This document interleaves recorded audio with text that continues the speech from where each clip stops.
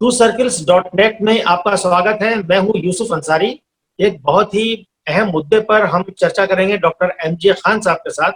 Doctor MJ Khan काफी दिनों से सोशली और पॉलिटिकल एक्टिव हैं और खासकर इन्होंने मुस्लिम समाज के बीच इकोनॉमिक डेवलपमेंट को लेकर के 2-2.5 साल पहले एक पहल की थी। आई मीडा नाम से एक संस्था बनाई थी, Indian minorities development authority agency. तो उसके लिए काफी काम किया। और इधर जब टीवी चैनलों पर मुसलमानों के खिलाफ एक नेगेटिव छवि बनाने की कोशिश हुई टीवी चैनलों के जरिए, कोरोना से पहले भी और कोरोना काल के बाद भी, उसके बीच एक जरूरत महसूस की गई कि देश भर के जो इंटेलेक्चुअल मुस्लिम्स हैं और जो मुस्लिम समाज के बारे में बेहतर सोचते हैं, मुस्लिम समाज के अंदरूनी मुद्दों को बहुत अच्छे से समझते हैं, तो उनको एकजुट करके एक ऐसा थिंक टैंक तैयार किया है डॉक्टर एमजे खान साहब ने, जिनकी कोशिश है कि मुस्लिम समाज की जो छवि बार बार खराब की जा रही है, उस छवि को बदला जाए। इसके लिए खान साहब हमारे साथ जुड़े हुए हैं। हम बात करेंगे कि ये आइडिया कैसे आया और अब तक कहाँ पहुंचे। खान साहब, हमारे इस कार्यक्रम में आपका बहुत बहुत स्वागत है। तो सबसे पहले मैं ये जानना चाहूंगा कि ये जो आपने इनिशिएटिव लिया मुस्लिम इंटेलेक्चुअल्स का एक थिंक टैंक बनाने का, इसके पीछे क्या सोच रही और क्यों जरूरत इसकी महसूस हुई? देखिए, ये नई पहल नहीं है, लेकिन इस नए चैलेंजेस के बीच में एक नए सिरे से शुरुआत दोबारा किया है। 2004 में जब डॉक्टर मनमोहन सिंह की सरकार बनी है, तो एक बहुत बड़ी कॉन्फ्रेंस रखी गई थी माइनॉरिटीज के एजुकेशन पर। तो मैं पहली बार मुसलमानों की किसी कॉन्फ्रेंस में शामिल हुआ था। उससे पहले हमारा एग्रीकल्चर का प्रोफेशन है, मैं चेयरमैन हूँ Indian chamber of food and agriculture का। तो कोई हमारा मुसलमानों के इश्यूज से या उनके पॉलिटिकल लाइन से, सोशल वर्क से कोई रिश्ता नहीं था, वाबस्ता नहीं थे। अलीगढ़ मुस्लिम यूनिवर्सिटी में 2 साल MBA जरूर किया है, लेकिन वो एक शॉर्ट पीरियड था जिसपे, तो बहरहाल उसके बाद कोई एक्सपोजर नहीं रहा। उस कॉन्फ्रेंस में मुझे बड़ा एक हैरानी इस बात की हुई कि जिनको हम बड़ा इंटेलेक्चुअल समझते थे कम्युनिटी के, और ये मान के चलते थे कि वो एक कौम को नया रास्ता दिखाएंगे, I was so disappointed seeing their interventions. इस कदर नैरो और स्पेसिफिक पर्सनलाइज इंटरवेंशंस कर रहे थे कि HRD मिनिस्टर अर्जुन सिंह साहब टी ब्रेक पे उस कन्वर्सेशन को हमने सुना जो वो सेक्रेटरी HRD के साथ कर रहे थे कि साहब, हम लोग आए थे ये मान के कि बड़ा कोई एजेंडा डिस्कस होगा। जिस कॉन्फ्रेंस को प्राइम मिनिस्टर ने इनॉग्रेट किया और 20 कैबिनेट मिनिस्टर जिसमें ज्वाइन किए थे इनॉग्रल सेशन में, उसमें इतने छोटे छोटे मुद्दे उठाए जा रहे हैं, क्या किया जाए। खैर, वो लंबी दास्तान है। तो उस दिन हमने फैसला किया कि ये जो इश्यूज को प्रायोरिटाइज करना, मॉनिटर करना, जो पॉलिसीज हैं उनकी इम्प्लीकेशंस क्या है, और गवर्नमेंट के साथ इंगेज करना, थॉट इंस्टीट्यूशन के साथ, ताकि एक करेक्ट प्रायोरिटाइजेशन ऑफ इश्यूज और जो इंगेजमेंट है जिससे बेहतर अंडरस्टैंडिंग क्रिएट हो, बेहतर अपॉर्चुनिटीज क्रिएट हो। तो पहला 2004 में हमने एक मीटिंग 25-30 लोगों की बुलाई थी। उसके बाद से एक सिलसिला चलता रहा, कभी साल में 2 मीटिंग, कभी 3, कभी जरूरत है काइंड ऑफ, लेकिन कभी कोई फॉर्मल फॉर्मेट इसलिए नहीं दे पाए क्योंकि हम एग्रीकल्चर में बहुत ज्यादा इन्वॉल्व रहे। लेकिन इस बात को भी गहराई से सोच रहे थे कि कम्युनिटी का जो एक कंट्रीब्यूशन लेवल है वो गिरता जा रहा है और जॉबलेसनेस बहुत है, यूथ की पॉजिटिव एनर्जी चैनलाइज नहीं हो रही है। तो मुझे लगा अगर मैं नेशनल लेवल का थिंक टैंक नहीं भी बना पाता हूं, तो कम से कम जो ज्यादा हमारी लाइन से मिलता हुआ काम है उसको शुरू करें। तो 2015 में Indian minorities economic development agency बनाया। उसको 1 साल लगा थोड़ा काम शुरू होने में। 16 के आखिर तक उसमें थोड़ा काम शुरू कर दिया, डिस्ट्रिक्ट्स में जाना, कॉलेज में बच्चों से बात करना, उनको नौकरी की कैसे अपीयर होना है, उनके फॉर्म देना, कहाँ एजुकेशन लेना है, तो उस तरीके की वर्कशॉप शुरू किया। वो सिलसिला चल रहा था कि पिछले 3-4 महीनों से जिस तरीके के चैलेंजेस उभर के आए, आलम यह हुआ कि मैं 127 फेसबुक ग्रुप से जुड़ा हुआ हूँ। 95% दोस्त उसमें हिंदू हैं, 1 लाख 1.5 लाख मेंबरशिप है एक ग्रुप की। जिस तरीके के कमेंट्स देखने को मिल रहे थे, तो ये अलार्मिंग सिचुएशन थी कि अगर परसेप्शन इसी तरीके से देश में बना रहा मुसलमानों के लिए, तो लॉकडाउन खत्म होने के बाद में कहीं बहुत ज्यादा सिचुएशन खराब हो जाएगी। लोग सड़कों पे गुस्सा उतारेंगे, क्योंकि मीडिया के कुछ चैनल गुस्सा भर रहे थे वेस्टेड इंटरेस्ट के साथ में, स्पेसिफिक एजेंडा के साथ में। लेकिन लॉन्ग टर्म पे अगर नजर डालें तो हम लोगों की भी कमी बताइए कि अभी जो ये तबलीग जमात को लेकर के हुआ और मीडिया के एक बड़े हिस्से ने तबलीग जमात का जो मरकज है उसे कोरोना का एपिसेंटर बता दिया।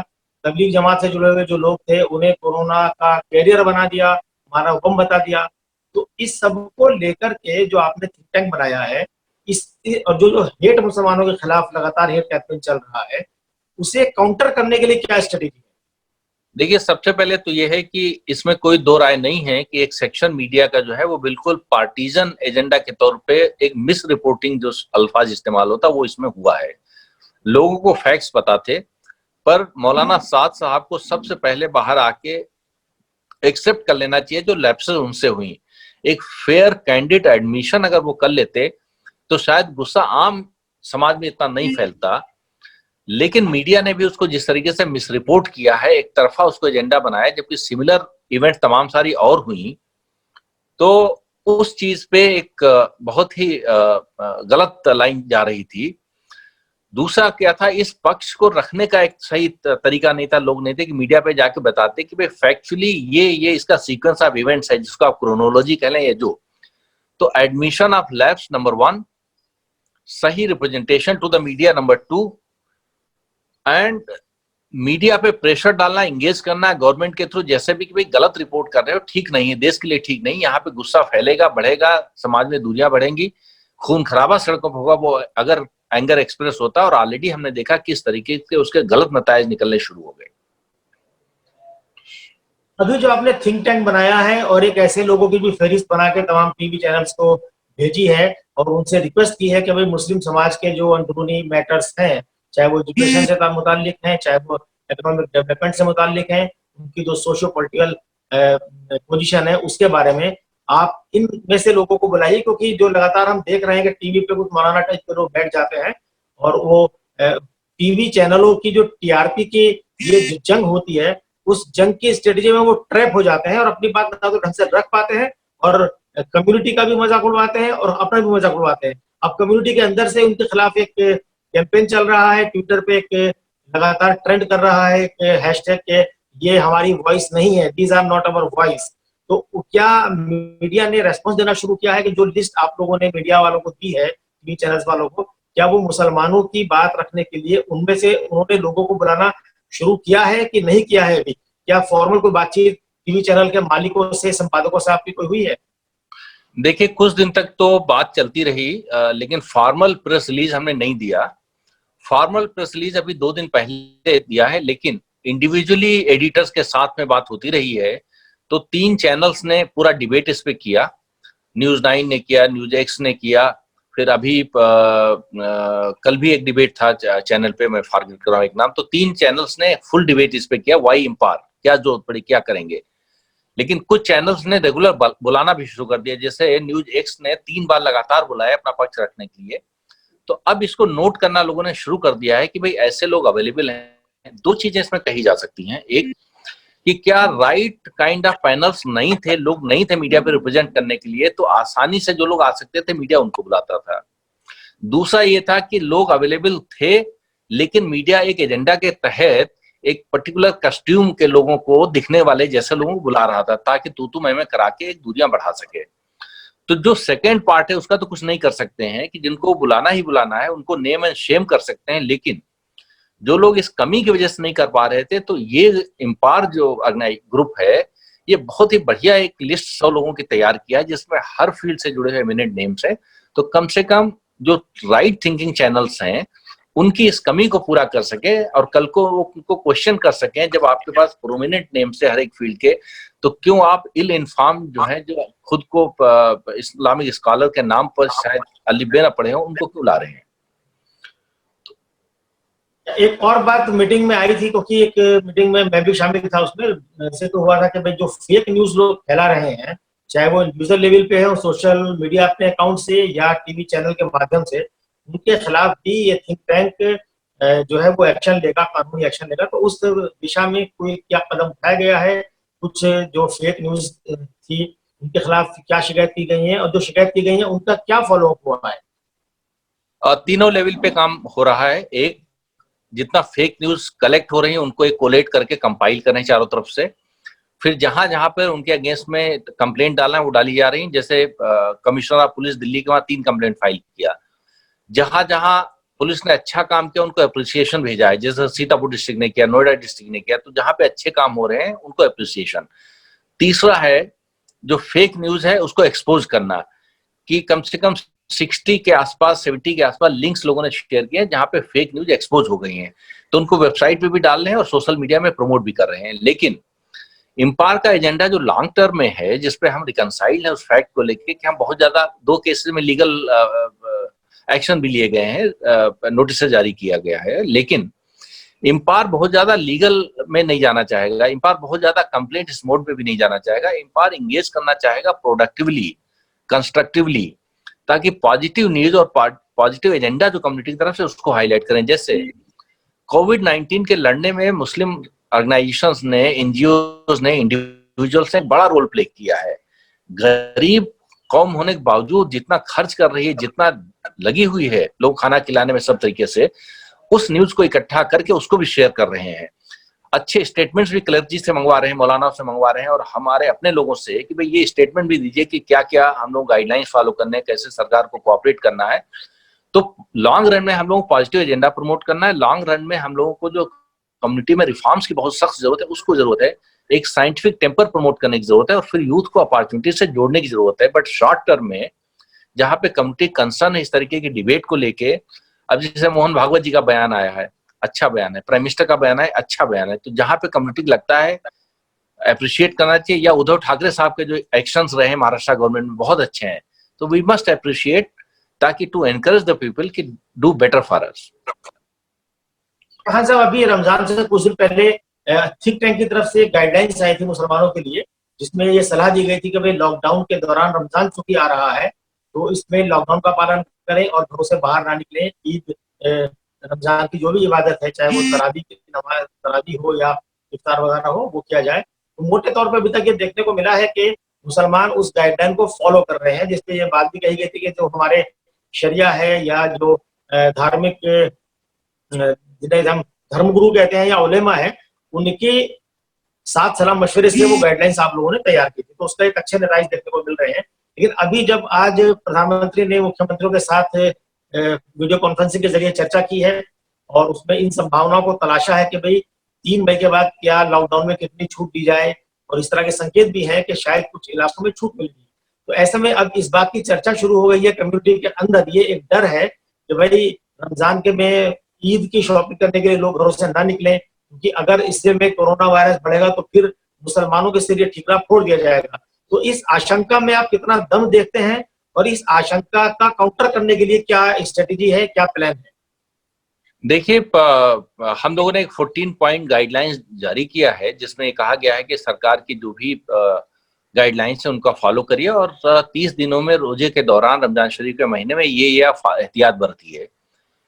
अब ये है कि इससे पहले भी मुस्लिम कम्युनिटी ने पूरी तरीके से साथ दिया, सारी गाइडलाइंस फॉलो कर रही थी, लेकिन अगर 10 लोगों से गलती हो रही है और एक ही आदमी गलतियां बार बार दिखा रहे हैं, तो परसेप्शन ऐसा बनेगा कि यही एक आदमी गलत कर रहा है। तो इंस्टांसेस, जिसको हम कह सकते हैं कि एक्सेप्शंस कुछ रही हैं, लेकिन बाय एंड लार्ज अगर देखो तो कम्युनिटी का पूरा कोऑपरेशन सरकार को रहा है। इसके बावजूद कि कम्युनिटी में बहुत गलतफहमियां फैली हुई थी इस बात को लेके कि बेसिकली ये क्वारंटाइन सेंटर डिटेंशन सेंटर हैं, बेसिकली सरकार नंबर आपका बढ़ाना दिखाना चाह रही इसलिए ले जा रही है, यहाँ तक कि जो कोरोना पॉजिटिव नहीं उनको कोरोना पॉजिटिव कर दिया जाएगा। इतनी गलतफहमियों के बावजूद जो कम्युनिटी का कोऑपरेशन रहा, रिस्पॉन्स रहा, काबिल तारीफ रहा है। लेकिन आगे की जो आशंका है, मुझे लगता है एहतियात बरतना बेहतर है, क्योंकि जो फेजेस में इसको लॉकडाउन को उठाया जाएगा वो इसलिए उठाया जाएगा, जो असेंशियल इकोनॉमिक एक्टिविटीज हैं, जो लाजिमी है लोगों को हर चीजें ठीक से मुहैया हो जाएं, सर्विसेज मिल जाए, उसको मद्देनजर रखते हुए। लेकिन जहां पर ऑप्शन है घर पर रहने का और बाहर निकलने का, तो ऑप्शन आप लीजिए घर पर रहने का, to the extent possible avoid करिए, ताकि 2-1 दिनों में मीडिया का डिस्कोर्स बदला है, पॉजिटिव न्यूज दिखाना शुरू हुई है मीडिया में, लेकिन कहीं कुछ एक आदमी की गलती की वजह से कहीं पूरे कौम पे फिर ठीक रहना आ जाए, तो बेहतर है एहतियात बरतना। एक चीज को लेके और कम्युनिटी में मलाल है या इस बात पे तो अभी पिछले 2 दिन से ये सिनेरियो ज्यादा देखने को मिल रहा है कि जब से तबलीग जमात के जो मौलाना साद है हेड है, उन्होंने 21 अप्रैल को ये अपील की थी अपने लोगों से कि भाई जमात के जो लोग पॉजिटिव हुए थे, कोरोना से पॉजिटिव जिनकी रिपोर्ट आई थी और बाद में वो ठीक हो गए हैं, तो ये उनकी अखलाकी जिम्मेदारी है कि वो अपना प्लाज्मा डोनेट करें, ब्लड डोनेट करें। और तमाम खबरें आई कल दिन भर में, और दिन भर ट्विटर पे ये तबलीगी हीरो नाम से जो हैशटैग था वो ट्रेंड करता रहा। 2 लाख से भी ज्यादा इसको लेकर ट्वीट हुए हैं। लेकिन मीडिया को अगर हम देखें तो मीडिया में ये खबर एकदम गायब है। जब तबलीग जमात के लोगों पर ये आरोप लग रहे थे कि भाई ये कोरोना फैला रहे हैं देश भर में, तब तो मीडिया बढ़ चढ़ के दिखा रहा था इसको। और जब तबलीग जमात के लोग अस्पताल पे पहुंच गए हैं, प्लाज्मा दे रहे हैं, अपना डोनेट कर रहे हैं, अपनी खुशी से दे रहे हैं, उसकी तमाम वीडियो आ रही हैं, तो तब मीडिया क्यों खामोश है? क्योंकि एक आदमी के प्लाज्मा डोनेट करने से 4 जिंदगियां बचती हैं। तो क्या लगता नहीं आपको कि मीडिया को इसको लेकर के आपकी तरफ से कोई गाइडलाइन तो खैर नहीं, कोई रिक्वेस्ट की जानी चाहिए कि भाई इस तरह की चीजों को मीडिया दिखाए?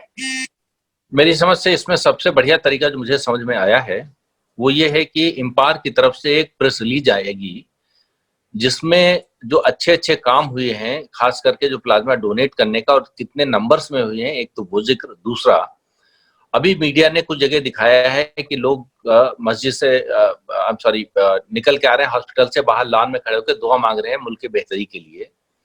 तीसरा, ऐसे भी इंस्टांसेस आ रहे हैं जैसे मेरे डिस्ट्रिक्ट लखीमपुर का है, एक लड़की ने अपना रोजा तोड़ के एक हिंदू लड़के को जिसको खून की जरूरत थी उसने दिया।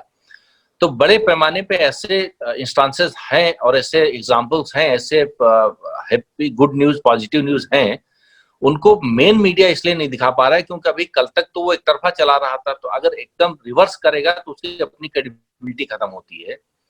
तो धीरे धीरे मुझे लगता है मेन स्ट्रीम मीडिया भी जो है वो चीज दिखाएगा। सोशल मीडिया एकदम 1 सेकंड के अंदर रिवर्स हो जाती है, 180 डिग्री का चेंज सोशल मीडिया में 1 सेकंड में आ जाता है। लेकिन मेन लाइन मीडिया में चूंकि सेम एंकर्स होते हैं तो वो आज पश्चिम कह रहे हैं, किसी को कल पूरब नहीं कहेंगे, तो उसमें एक वक्त लगता है। लेकिन मुझे लगता है कि ठीक लाइन पे वो भी जाएगा।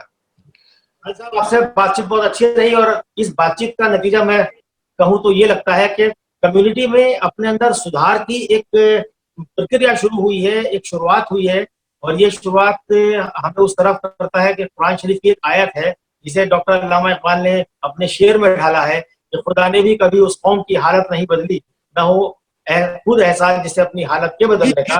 तो लगता है कि कम्युनिटी के अंदर से इस तरह की फीलिंग आ रही है, जरूरत महसूस की जा रही है कि हमें अपनी इमेज बदलनी है, अपनी छवि बदलनी है। हम उसकी तरफ आप लोगों ने शुरुआत की, इसके लिए आपका बहुत बहुत शुक्रिया। सब तरफ से तारीफ की हो रही है और हमारे इस कार्यक्रम में आपने अपना कीमती समय हमें दिया, हमसे मुद्दों पर खुलकर बातचीत की, इसके लिए भी आपका बहुत बहुत शुक्रिया। फिर किसी प्रोग्राम में आपसे हम बातचीत करेंगे। फिलहाल हमें इजाजत दीजिए। आपका बहुत बहुत शुक्रिया एक बार से। बहुत बहुत शुक्रिया। Thank you very much. Thank you.